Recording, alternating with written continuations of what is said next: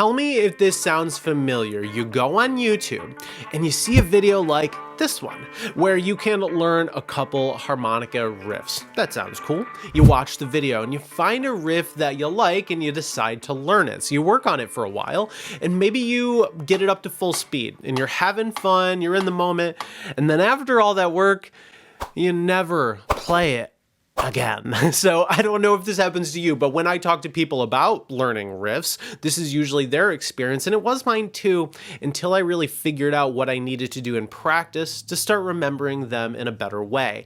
That's what I'm going to be sharing with you today. So for today's example, I'm going to use one of the riffs that I've included with my course, Blues Harp Success. Recently, after getting all of the songs notated, I've added a huge collection of 150 blues riffs to the course.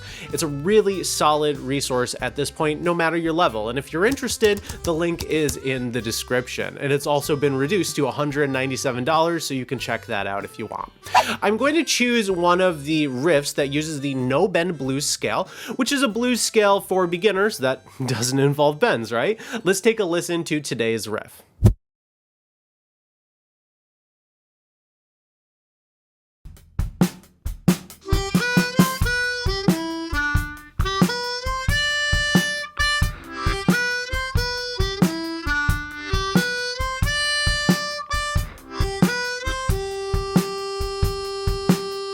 Step one is to play the riff that you're trying to learn and get it up to full speed. So what you're going to do here is you are going to practice the riff and just be able to play it at the speed that it was originally written at. You can do this either without using an external tool and just playing it over and over. If you're good enough to do that, that's awesome.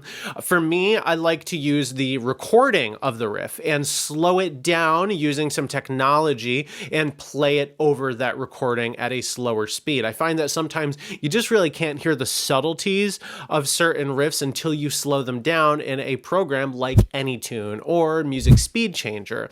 You can get access to these programs, and I'll put a link to another YouTube video that I've done that will show you how to use Anytune if this is something that's interesting to you. So I've done all of that in my course. I have all of these riffs available at 60 and 80%. So if you were learning from here, you could just like play these at the lower tempos. Here's just an idea. Here's what it would sound like if you were playing this at 80%.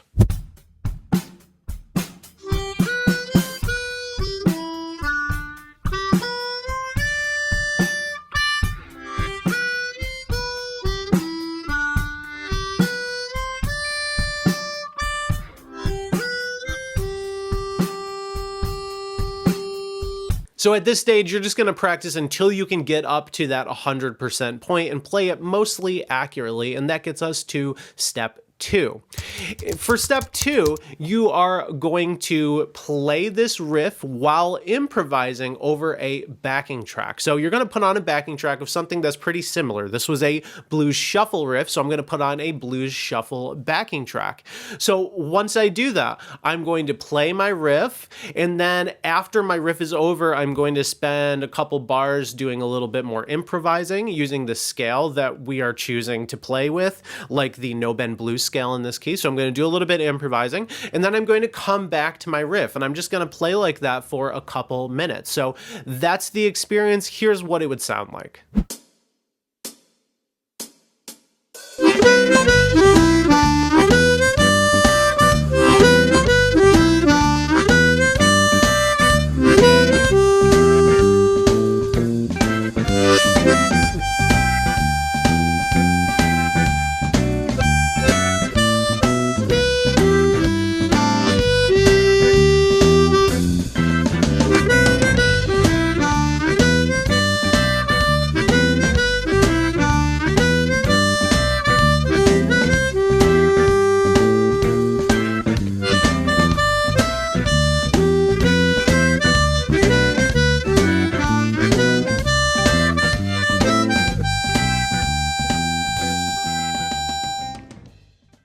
Real quick, if this video is helping so far, why don't you like the video? It helps this video get seen by more people. Thanks, and let's continue. Then we get to step 3, where we are going to repeat this process over different backing tracks. Now, you don't just want to go through this improv experience just one time. You want to do it a bunch of times.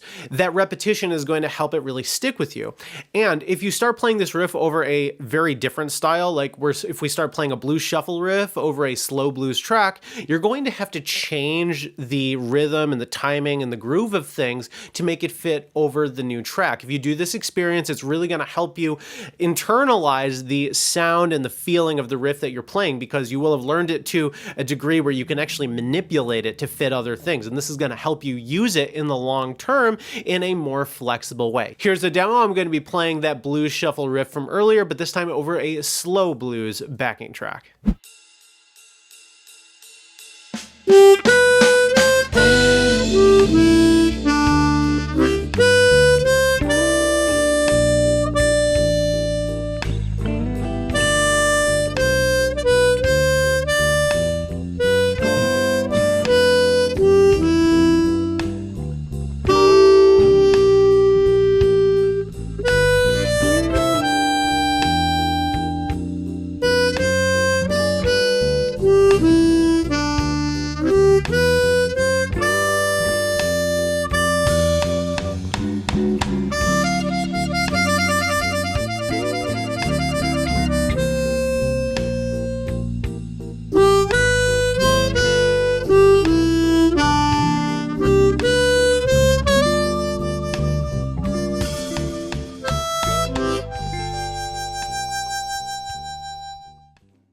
That's the third step, and I think it's really important to do this and play these riffs over backing tracks that are different enough from your original one, so you have to go through the mental exercise of changing them a little bit. I think it's really useful. And then, if you're really committed to learning a riff, you just got to go through this process as long as you need until these ideas stick with you. So this could be, depending on how fast you learn, improvising over a couple songs in a single practice session, or playing this way in multiple repeated practice sessions over the course of a week or two to learn either one or a handful of riffs at a time. In my experience, multiple sessions over time helps you remember things a whole lot better. And as I said, you can do this with one riff, or you can do this with a couple of riffs at a time. Like if you were in my course, you have all these riffs here in one particular style, and you can learn, maybe like 2 or 3 of them at a time and just kind of cycle through the different riffs that you're working on as you're improvising over the backing tracks. That's the idea. If you want some riffs to try this with, you can check out this video right up here where I teach 5 of my favorite slow blues riffs. Check it out, and I'll see you next time. Peace.